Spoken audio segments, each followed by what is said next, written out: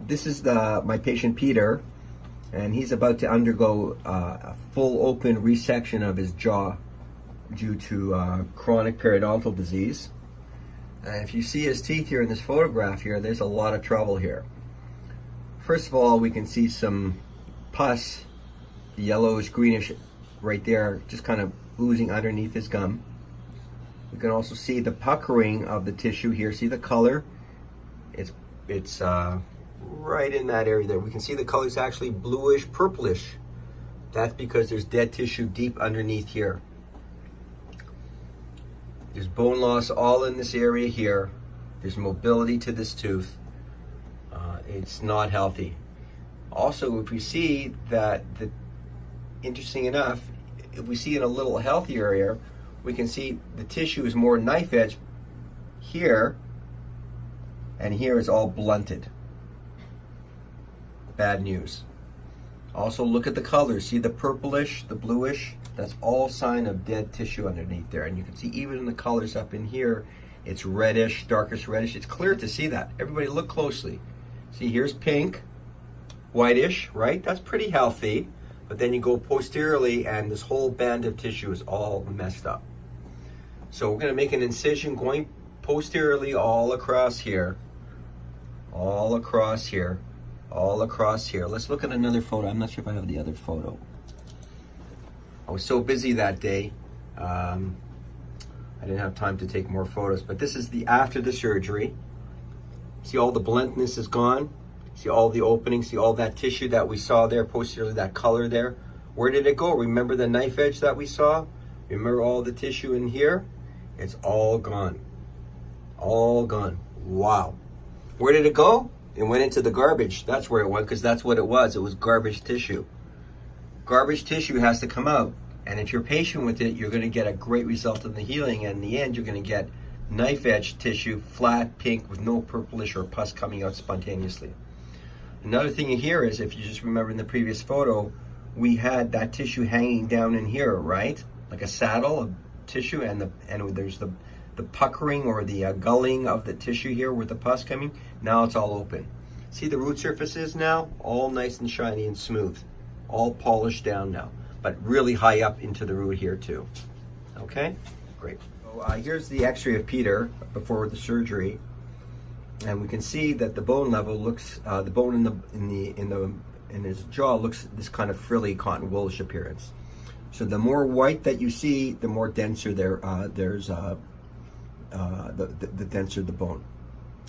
In his mouth, where he has no teeth, you can see the color of the x-ray is black, right? So this is the radiation of the x-ray, of this 2D x-ray, is going into his mouth. And because there's less volume of actual tissue, it turns blacker. All right. So there's blacker, there's whiter, which is strong, and then there's kind of in between. So the darker the area is towards the black, the worse off or the less bone there is. So if we want to take our vision into the x-ray, we can clearly understand and see really the multitude of bone loss across those front teeth that we just opened up. And see here, see all between here, everybody. So let's examine how much bone loss there is. Okay. Here's the tip of the root. Right?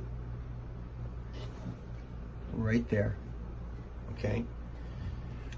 And then the root, there should be bone up to about here.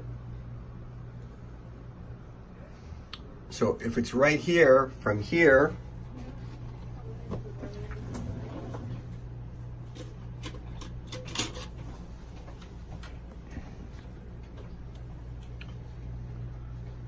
basically from here, I'm going to show you right here. This is going to be really freaky.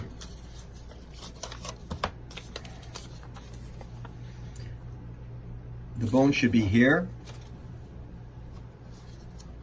approximately, and the level of the bone is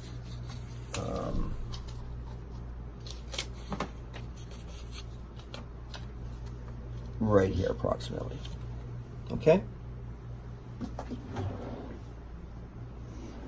So if that distance is, let's say, the thickness of my thumb, which it isn't, let's say my finger here, right? So now I'm going to take these away, right? And I know that's where it starts. So approximately 20%, because there's no bone here. See? So from here to the top of my finger is empty. Everybody agree with that? See? And then from here, that's where the tooth is. So if you want to know from here, I'd say it's about 23%, 24% bone loss. That's quite a bit. But the thing is, as we go here, it gets even higher. You see? See, there's still darkness above. Here, there's darkness just right in there, kind of. But here, there's darkness above, which means there's even more bone loss. And that's where all that residual toxins are and bacteria that we clean out. So the question is why is it like that? There's a number of factors. Major factor is smoking. Another factor is drinking. Another factor is bad lifestyle. Another factor is genetics. Another factor could be, I'm not sure. It could be also genetics in terms of sometimes people have weak disposition for bones, for their gum tissue and bone tissue, and they endure this. But in this patient's cases, as a young man, he didn't seek the proper care that he needed to take. And when we met up, this is what I enlisted and had to do on him. So it's actually an easy surgery. I love doing these surgeries because they're just kind of so interesting.